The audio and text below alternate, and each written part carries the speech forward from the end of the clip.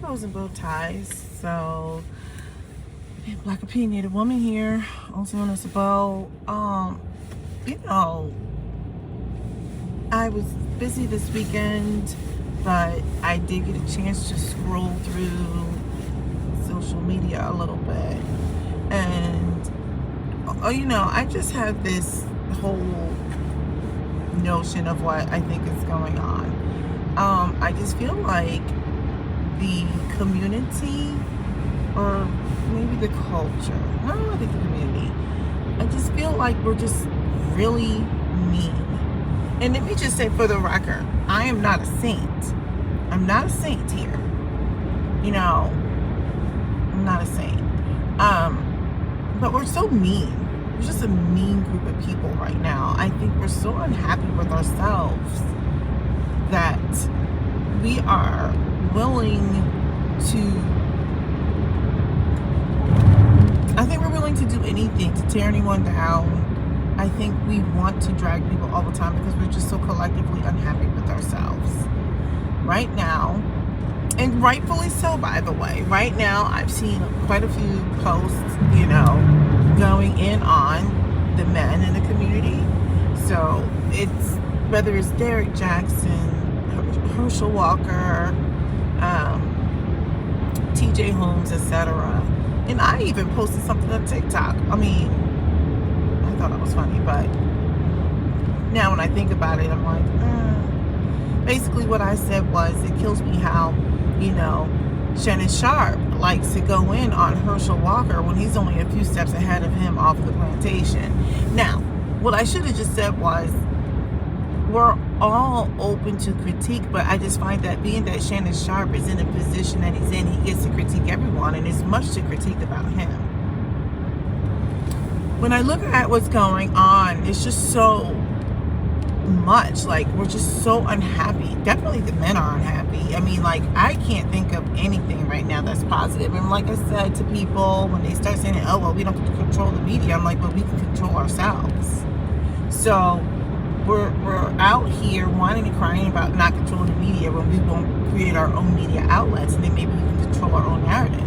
Nevertheless, we've got people who are misbehaving and people who are relishing in all this stuff. Now, don't get me wrong.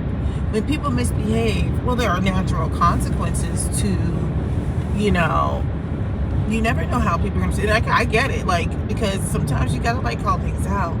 But I think what's going on is, like Schadenfreude.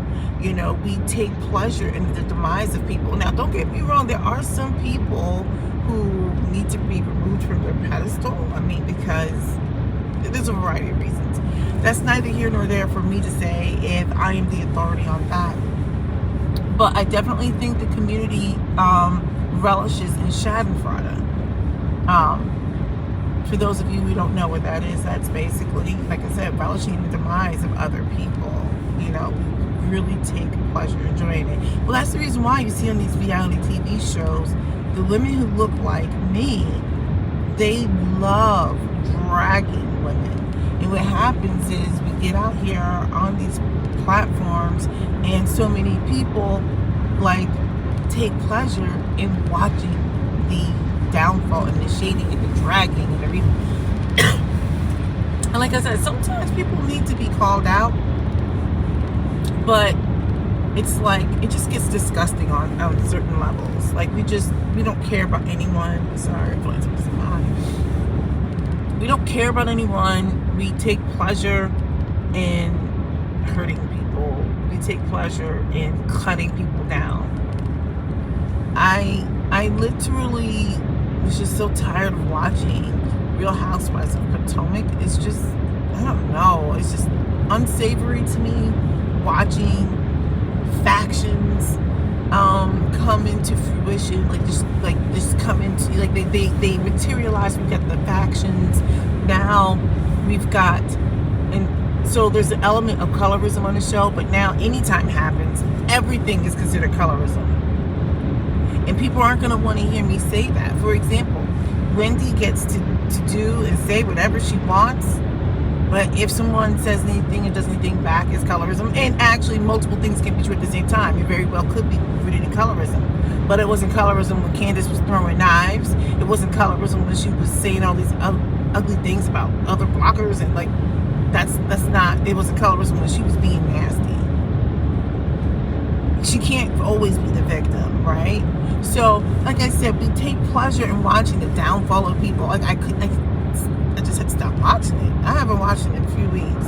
I'm sure I'll catch somebody's recap, and there'll be a bunch of people on there really enjoying this tearing down of such. But anyway, I wanted to move on. You know, I know we like to be mean and tear each other down, but then I think about how just like where you got so many people talking about relationships right now. And let me just say for the record, I am not advocating for people to be married. I'm not advocating for people to be single. I'm not advocating for people to be in bad relationships. But what I find so odd is that you'll get a group of people who continuously likes to, okay, I'm getting ready to hit some sun here, who continuously likes to, that's sunrise. Yes, gorgeous. We've got a group of people who continuously likes to talk bad about marriage and relationships. And I just feel like if it's not for you, then it's not for you, right? Don't do it. But, okay, over the hill.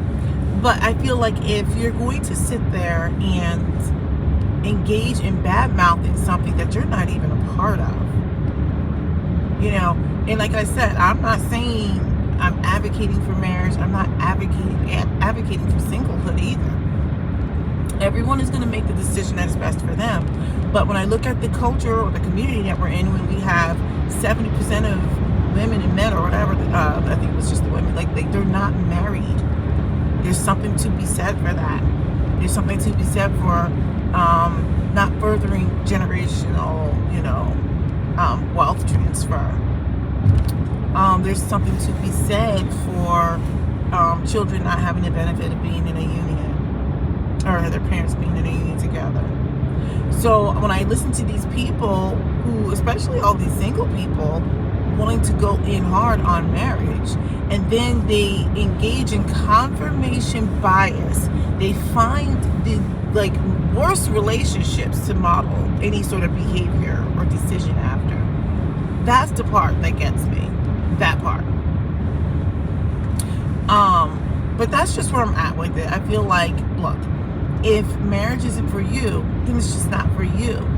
But I just feel like people need to be mindful and careful of listening to everyone pour into their spirit on things that they're not even a part of. And if it's not for you, it's not for you. I think that there is this obsession with talking about relationships and marriage, and for those of them who claim they don't want to be in anything, I'm waving the BS flag. I'm waving the BS flag. I'm like, for people who don't care about it so much, they sure talk about it a whole lot. A lot. There are people who claim to be relationship experts, and they have yet to maintain a healthy relationship. All right? And like I said, I'm not advocating for or against anything, because let me tell you something, marriage is difficult. Like right now, I just happen to be, you know, not in the valley, but there was a period of time it was really difficult. But what I am saying is, people who are not in such like relationships, I don't think they should really be talking on it, especially if they've struggled to be in a relationship. So they sit there and they continuously put out content, all this rhetoric around it, and I'm like, I think it's kind of lacking in responsibility, because you don't have to say, I hate this, don't do this, etc., without people getting that, right? Because all you have to do is put all the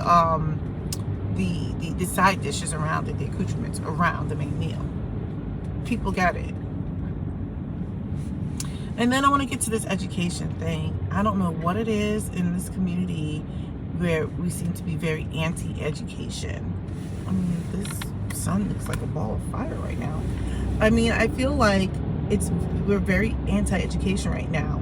And I think part of it has to deal with our men in the community not leveling up right now. And this is just my opinion, okay? I think because they are not leveling up right now, our alternative is to say, well, you don't have to go to college. Of course you don't technically have to go to college, but that should not be the default. The default should be we should become educated, not because of getting a job. Education, and there's all forms of education, yes, but we should educate ourselves to understand systems, the way they work, whether it's economic systems, a regular system, the way it works, how your body works. That is a form of a system. It is a system. Like, there's so much to learn. And like I tell my son, I'm like, how can you possibly change something and you don't go study it, whether it's through formal education or not? Now, I'm going to be honest. I'm a big proponent of formal education because the data does show, and I believe the multiplier is times 10 or maybe it's times 12. I can't remember. But the data does show. You can go look it up yourself. I believe it's the Pew Research or something like that. It's been a while since I looked at that statistic. But the data shows that people who are educated minimally with a bachelor's degree make so much more money over their lifetime. I'm also, I also, am a fan of education just simply because of the people that you surround yourself with. Like, you come from different backgrounds sometimes, but you're going to learn so much. There's other forms of, like, there's other ways of learning. There's nuance there, and there's heuristics. So anyway, that's just where I'm at with it. I don't know what's going on with this community, but we are relishing Schadenfreude. We are enjoying being anti-marriage and anti-education and stuff like that, and it's just getting old. They complain so much about the statistic being so bad, and yet they continuously put out all of this negativity surrounding it. What I say is, you know what you do? You change the narrative. You shift paradigms of thought by saying, you start promoting,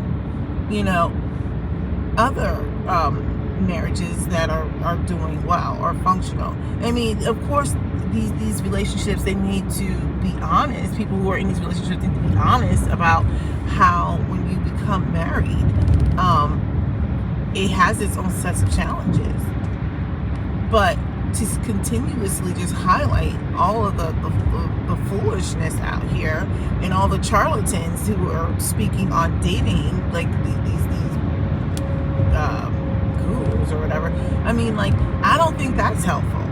We talk about, our image in the media, because people are saying, like, oh, well, they're painting this idea of who we are by the images. Well, the exact same thing is being done to relationships and marriages and stuff like that. People who are educated, we're now painting, we're demonizing education, and I believe that we're demonizing relationships and marriage. So I said what I said. Go ahead, hit that like button. Look, I'm going to be honest with you. I am doing my best to try to put out some alternative content. And if you like the effort, this is a good time for you to go ahead and subscribe. This is a good time for you to give me the thumbs up so that this algorithm can push this message. We have enough people out here who might be who are like gossip bloggers, and they're necessary for, it's funny sometimes. I watch some of it, not all the time, but I do catch some of it, because some of it, it's a form of entertainment. We have people who are out here who, are angry and whacked out. They got their manosphere. You got the angry women out here who are like, we can't stand all the black dudes, don't cape for the black dudes. And part of their message really is true. But it's the other stuff that they layer on top that I'm like, okay, right? You take the good and you toss the rest. It's like you chew the juices out of the meat and you toss all the bad stuff, right? So we have these content creators out here who are in these niches, the ones who want to talk about beauty all the time. You've got women literally out here trying to teach you how to be feminine. They've got feminine journeys out here. Every time I hear that, they've got soft life journeys, feminine journeys, health journeys, wealth journeys, this journey, that journey. None of them are getting any healing, I'll give you that. All the women who are on these feminine soft life journeys, they all look the same. They all have the same hairstyle, the same wig, the same edges, everything, same makeup. So they're pushing a whole other narrative, but that space is necessary for many women. Okay, I don't know if it's necessarily for me, but it's these spaces are necessary. But while you got people who are in these spaces, you know, teaching you how to have the same hairstyle and to talk like this, because this is what femininity is, okay? And make sure when you talk like this, you have to sound exactly like other people in the genre. Look, these spaces are necessary. I'm not saying everything that they say is all bad. But what I am saying is, if you want to hear something else that's not going to be about femininity all the time, that's not going to be about hair all the time, that's not going to be about why black men are horrible people. And many of the ones that are out here in these streets are horrible. But if you want to hear something else, I forgot what I was saying. But anyway, if you want to hear on something else, that is what I'm trying to do. It doesn't mean that I won't comment on those other topics, depending on the day. But what I don't want to do is hyper focus on those same talking points, using all this triggering language to get people in their feelings on a daily basis. That is just as toxic. So if you like what I'm saying, then this would be great for you to go ahead and give me the thumbs up and go ahead and subscribe and leave a comment. All right. Black Opinionated